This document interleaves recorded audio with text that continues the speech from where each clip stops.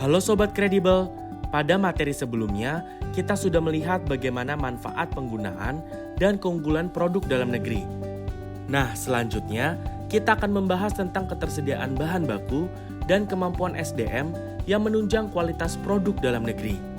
Ketersediaan produk dalam negeri tidak lepas dari bahan baku dan kemampuan dari sumber daya manusia dalam mengelola bahan baku yang tersedia tersebut untuk menghasilkan produk yang dibuat dan dikelola dalam negeri. Ketersediaan bahan baku dan kemampuan sumber daya manusia menjadi salah satu kendala yang dihadapi Indonesia dalam menghasilkan produk dalam negeri. Selanjutnya, berdasarkan peraturan pemerintah tentang pemberdayaan industri, salah satu lingkupnya mengatur tentang penguatan kapasitas kelembagaan dan pemberian fasilitas kepada industri kecil dan industri menengah atau IKM. IKM adalah perusahaan industri yang skala usahanya ditetapkan berdasarkan jumlah tenaga kerja dan nilai investasi oleh Menteri sebagai industri kecil dan industri menengah. Penguatan kapasitas kelembagaan dan pemberian fasilitas kepada IKM dilakukan melalui peningkatan kemampuan sentra IKM, unit pelayanan teknis, TPL, serta konsultan IKM, dan kerjasama dengan lembaga pendidikan, lembaga penelitian dan pengembangan, serta asosiasi industri dan asosiasi profesi terkait. Pada bahasan ini akan difokuskan pada ketersediaan bahan baku dan kemampuan SDM yang mendukung kualitas produk dalam negeri. Pertama, kita akan bahas mengenai ketersediaan bahan baku.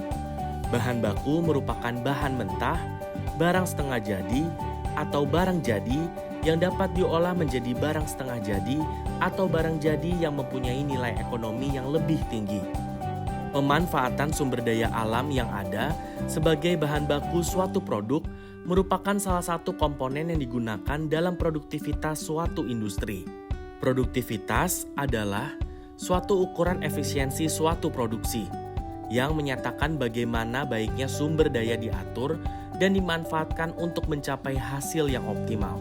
Dalam hal ini, bahan baku digunakan untuk menghasilkan tingkat produksi yang maksimal.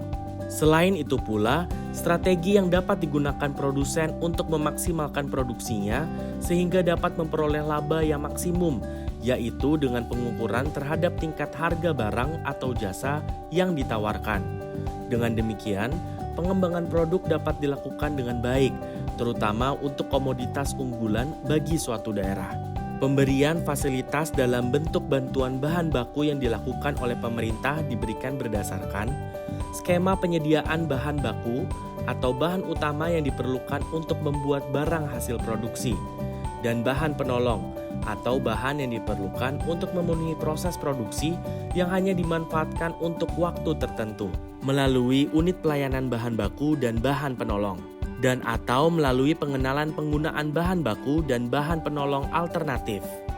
Bantuan bahan baku dan bahan penolong dapat diberikan secara langsung kepada industri kecil. Pemberian fasilitas dilakukan melalui kerjasama penyediaan bahan baku antara pemerintah pusat dan atau pemerintah daerah dan atau dengan penyedia bahan baku dan IKM. Nah, Sobat Kredibel sudah tahu mengenai ketersediaan bahan baku. Selanjutnya, kita akan bahas tentang kemampuan sumber daya manusia yang menunjang produk dalam negeri. Berdasarkan Undang-Undang tentang Cipta Kerja, dinyatakan bahwa pelaku usaha wajib mengutamakan pemanfaatan sumber daya manusia atau SDM dalam negeri. SDM yang terlibat dalam hal produk dalam negeri haruslah SDM yang berkompeten. Selaras dengan peraturan pemerintah tentang pemberdayaan industri, dinyatakan bahwa diperlukan pemberian fasilitas dalam bentuk peningkatan kompetensi SDM dengan cara penyelenggaraan pendidikan dan pelatihan yang dilakukan berdasarkan kebutuhan atau sasaran dalam upaya peningkatan penggunaan produk dalam negeri. Sehingga dapat disimpulkan bahwa untuk menunjang kualitas produk dalam negeri yang dihasilkan, diperlukan SDM yang berkompeten dalam bidangnya.